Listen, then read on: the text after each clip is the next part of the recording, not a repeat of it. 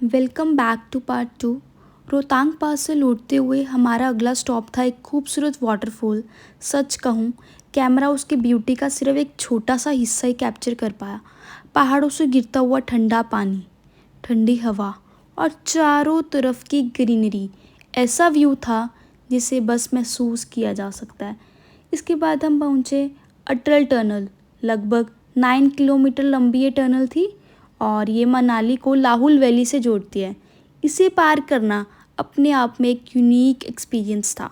बाहर ऊंचे ऊंचे पहाड़ और अंदर इतनी मॉडर्न इंजीनियरिंग, सच में प्राउड मोमेंट लगा।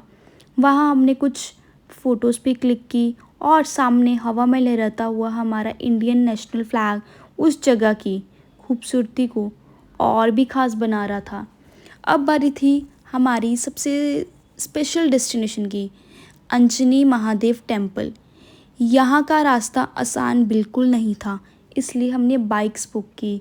रास्ता इतना रफ था कि बाइक पर भी हर झटका महसूस हो रहा था, लेकिन रास्ते के मेस्मराइजिंग माउंटेन व्यूज़ सारी थकान कम कर रहे थे। एक जगह के बाद बाइक्स भी रुक गई क्योंकि आगे जाना अलाउड नहीं था। अब शुरू हुई असली ट्रैकिंग। बड़े बड़े पत्थर, रास्ता और बीच में एक थोड़ा सा रिस्की ब्रिज। हर कदम बहुत संभाल कर रखना पड़ रहा था। आगे जाकर सीढ़ियाँ भी चढ़नी थी, लेकिन मंजिल अब दूर नहीं थी। मान्यता है कि अंजनी महादेव का संबंध माता अंजनी से माना जाता है। यहाँ सर्दियों में प्राकृतिक रूप से बर्फ़ का शिवलिंग बनता है और साल भर वाटरफॉल का जल शिवलिंग पर लगातार गिरता रहता है।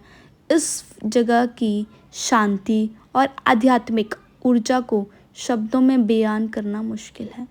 जैसे ही हमने महादेव जी के दर्शन किए, सच में सारी थकान एक पल में गायब होगी। वो पल हमारी पूरी ट्रिप के सबसे यादगार पलों में से एक था। दर्शन के बाद हम वापस लौट गए। रास्ते में हमने थोड़ा सा खाना खाया और मैंने अपनी फेवरेट मैगी एंजॉय की। शाम को मम्मा की तबीयत ज़्यादा ख़राब होने लगी, इसलिए हम सीधे होटल पहुँचे। वहाँ से पापा और मम्मा हॉस्पिटल गए, जहाँ डॉक्टर ने उन्हें एडमिट ही कर लिया था। मैं और मेरा भाई कुछ देर होटल रूम में अकेले रहे। तभी बारिश शुरू हो गई। थोड़ी देर इंतज़ार किया और उसके बाद हम भी हॉस्पिटल के लिए निकल पड़े।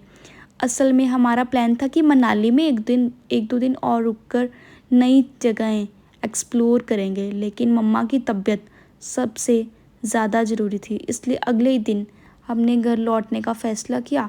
हर जर्नी हमेशा प्लान के मुताबिक नहीं होती, लेकिन यही अनएक्सपेक्टेड मोमेंट्स उन्हें हमेशा याद कर बना देते हैं। Thank you so much for watching our Manali journey. Hope you enjoyed it. See you in the next vlog. Thank you.